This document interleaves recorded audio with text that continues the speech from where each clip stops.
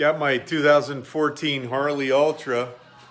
Did the big board kit through the winter, and we're now into the spring, and we generated plenty of power. I'm just shy of 120 foot-pound on torque, maybe 95 horsepower. They tell me at the dyno my air filter's crap and my exhaust header needs to be changed, so now's the time. In addition to that, I found out that my third gear on my transmission's kind of stripping out. So we got a big weekend ahead of us. We have the transmission. Got my transmission in, there's that. With that, I'm gonna put the Screaming Eagle clutch in there because I noticed my clutch was slipping in 6th gear with the new power. While I'm in there, I'm gonna throw in a new stator. There's my Vance & Hine power duals. I've got the Vance & Hine mufflers, so that should pop on pretty easily. When I'm doing the stator, I'm gonna do the compensator kit. And at the end of it, let's throw on a new drive belt. So we got a lot ahead of us this weekend. I'm gonna try and do each one of these all pretty much together. We're gonna start by jacking up, stripping down the bike. One of the things I added last fall was the detachable kit for the backrest. It's sweet. Able to get a little more sporty in the turns and whatnot. Added the turn signals there on the back, which so anyways, on to the next steps.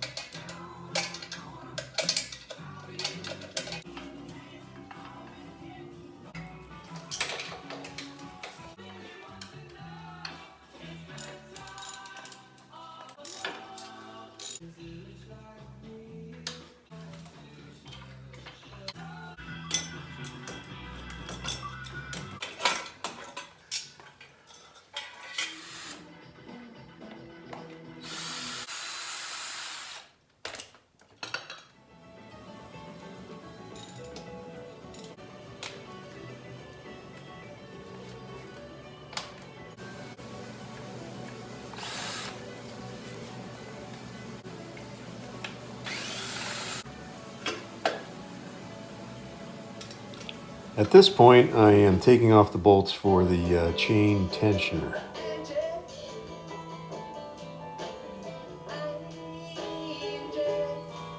In order to get the clutch basket off, you're going to need to remove the snap ring. And then to get the primary off, you're going to need to remove the bolts that hold on the starter on the other side.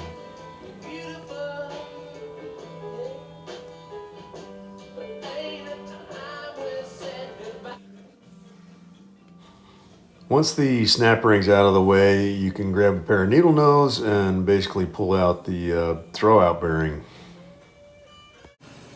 I'm using this little tool to help lock in the flywheels so they don't turn, so that I can crank off the clutch basket and the compensator. The clutch basket actually is a reverse thread.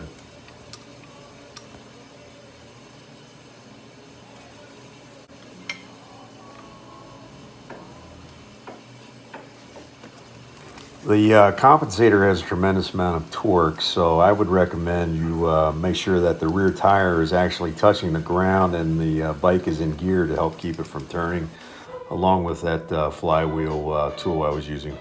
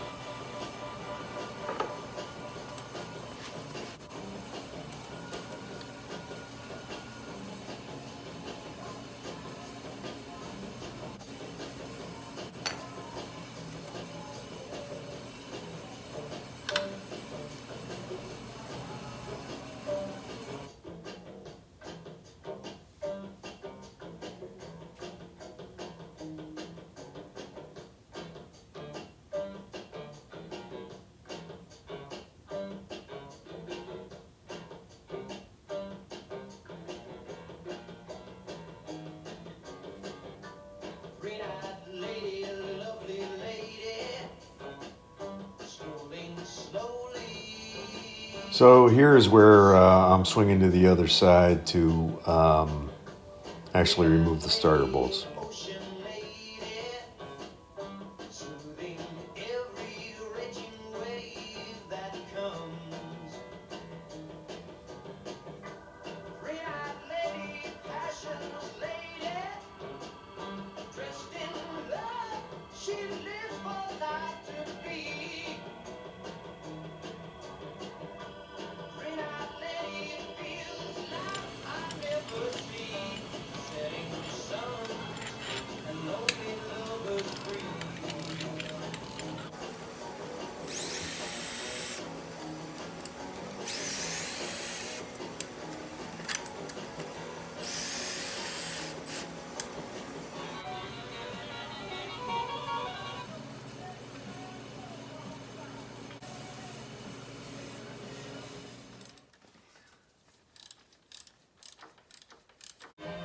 So you kind of want to make a note of where the linkage is at this point, because when you put it back together, you want to make sure it shifts right.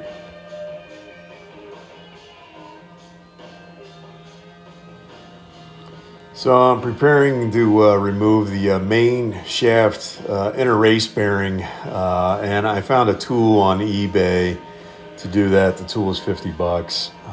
It's got a little plate in the back that goes behind the main inner race bearing, and as you crank it down, it's going to pull it out. The same tool I found I'll use later to actually put this thing back on. So here I'm going to remove the top cover to the transmission. It's going to expose the shift linkage. Essentially, you're going to need to make sure that that shift linkage I'm pointing to is going to be lifted up and out of the way. It's kind of spring tension, so it's pretty easy to lift. And so when you slide out the training, it allows you to do that. At this point, it's good to replace the seal on the shift linkage on the other side so that you don't have any leaks. So I'm going to start removing this. It's a little O-clip. It's using my clip pliers to pull it out, and then we'll put a new one in there. One note, I don't show it in this video, but when I go to put that rubber washer in there, put some tape over, maybe painter's tape over the little shaft, so that you don't end up kind of scoring that little rubber washer when you put on there.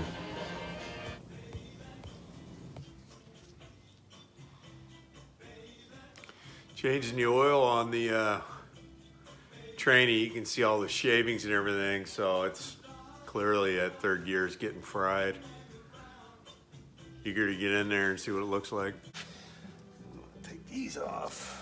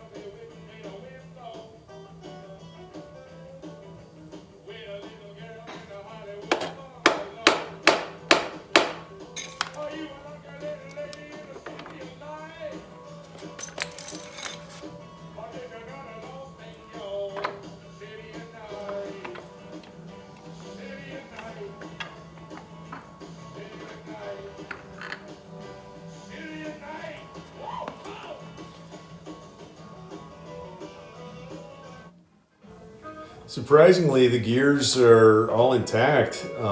There's actually these dog ears that kind of push out when you shift.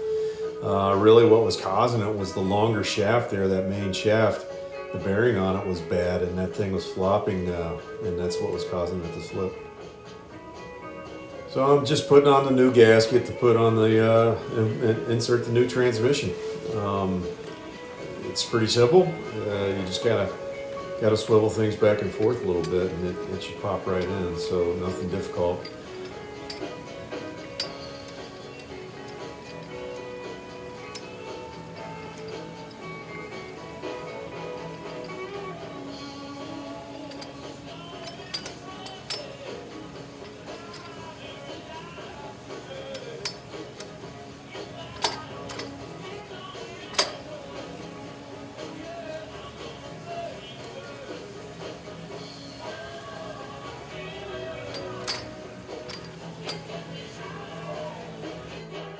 Of course, I put Loctite on virtually every bolt.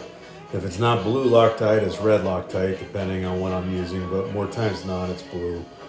And if I'm not using Loctite in this video, you'll see me using assembly lube on a lot of different things, such as when we go back to the compensator.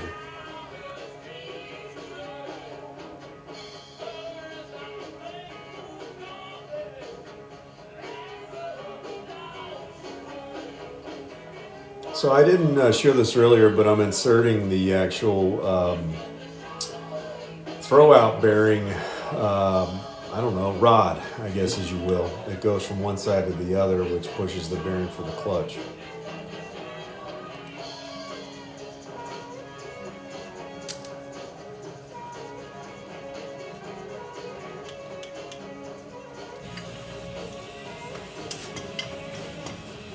So as I said earlier, here's the other part of that tool that I'm using to install the race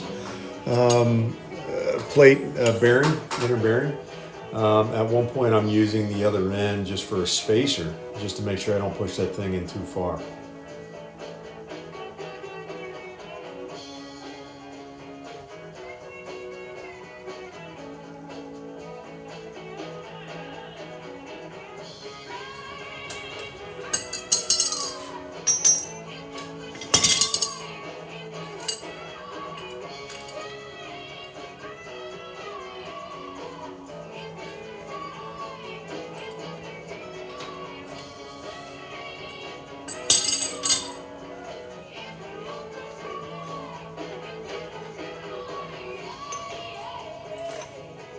All right, well, about ready to throw the primary on. I got the tire on, I got the belt on, my phone ran out.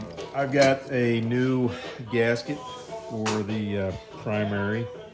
It's gonna go on the back of this guy in between the compensator. And then I bought, along with that, a gasket kit, one of which is this oil seal. It's the fatter one of these, right here. And that's gonna go right here. So I'm just gonna pop that out and then pop this guy in. And last but least, that little O-ring is an oil seal that is going to go on the starter. The starter has one right there, so I'll pop that off. I'm sure it's dry. I'll put this one on with a little bit of oil, and then that way we ought to be good on leaks. We ought to replace the seal back there. I'll pop these seals in, and then we'll start putting the compensator and everything back on.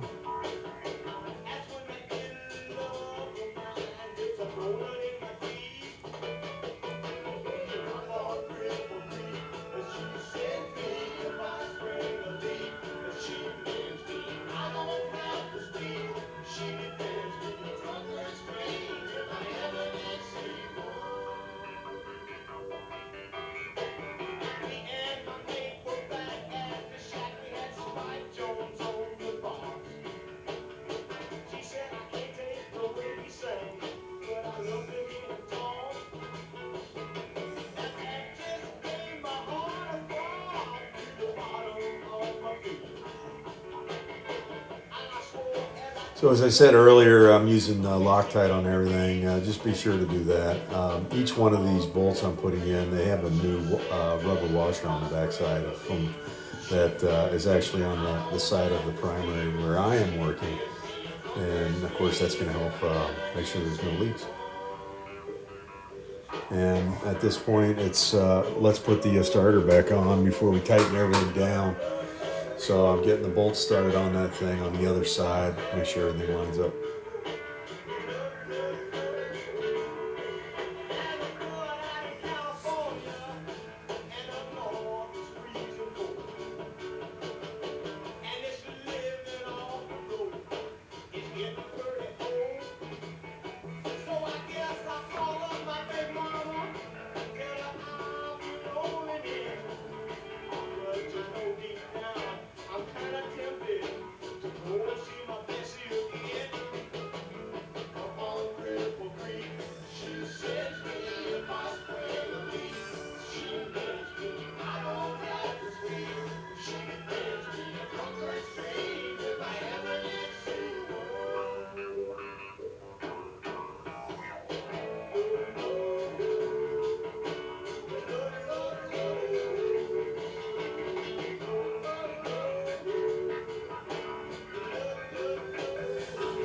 So of course I'm torquing all these down to spec. I don't have the spec off the top of my mind here, but look it up and make sure you torque them down properly.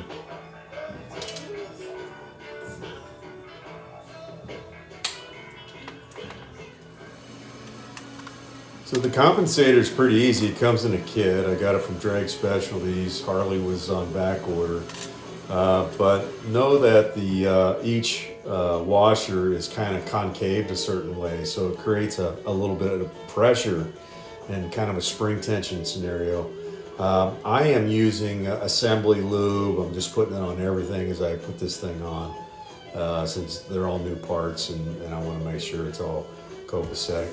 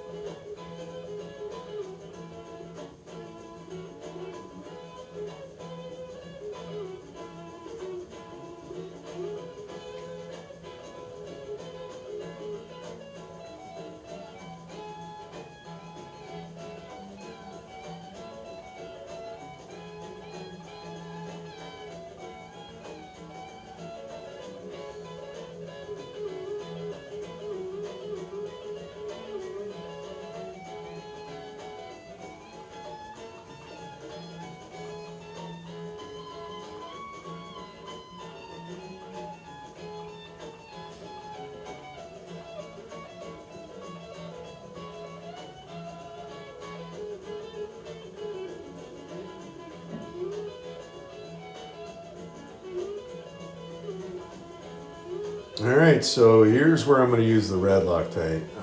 This is the compensator bolt, so I'll put that in. Note that they say torque it down, like, I don't know, if it was 110 pounds, then come back and loosen it, and then redo it again, and then torque it down even further. I don't have the spec off my head. It might have been 135 pounds. It was pretty stout.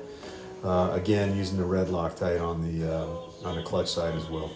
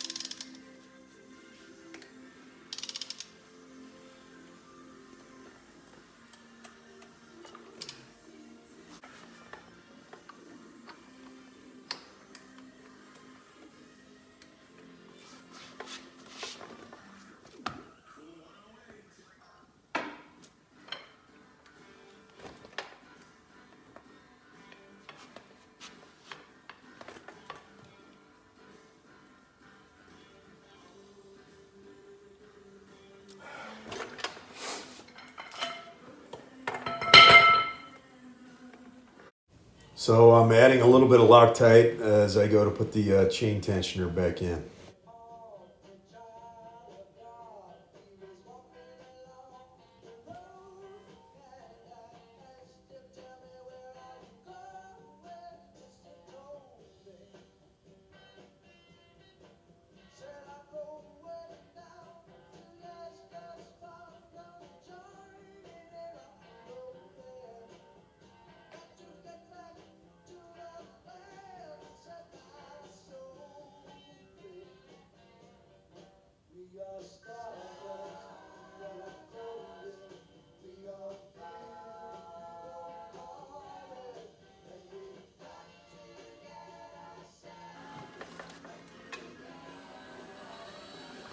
This particular chain tensioner is different from OEM. OEM has a spring where this one has an adjuster on it. So I'm using the adjuster right now to really put more tension on the chain. As I put a straight edge above the chain, I'm measuring the deflection. That's the difference between the straight edge and the chain. I think it was 5/8 was the sweet spot. 5/8 to 7/8. And one note, if you get this thing too tight, you're going to have issues with getting your Harley into neutral. This tends to be the primary issue that I've seen. So if that's too tight, that could be the issue.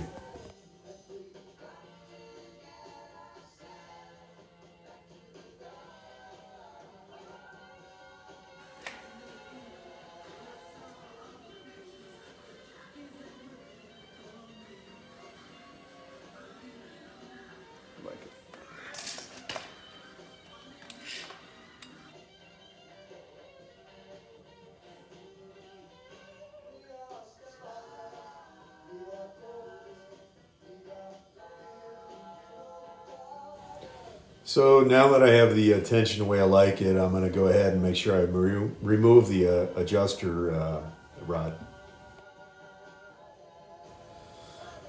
Well, I want to make sure I install my throwout bearing for the clutch. So just put a little assembly lube on it. I'll put this in, make sure it pops in right, and then put the snap-in ring on the outside to hold it in place.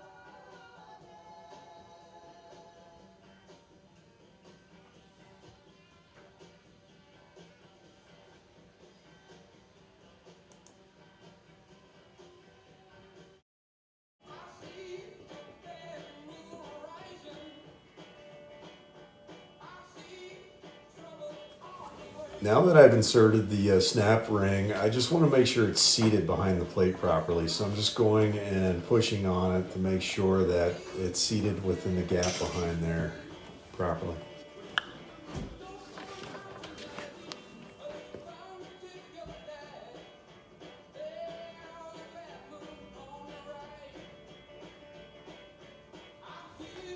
Well, we're pretty much ready to wrap it up. Just throwing the bolts in the primary cover, of course, with Loctite, and I'll fill it with fluid and then put on the derby cover, and of course a new little gasket there. Beyond that, you know, if you have any questions, reach out. I do intend to upload other videos relative to actually installing the clutch, maybe a little more detail on the compensator and the stator. The stator was another part of the video. I just kept these things out to keep this a little bit shorter, but eventually I'll get around to it. So hopefully you can use it, share it, whatever. That's all I got. Thanks. Happy New Year.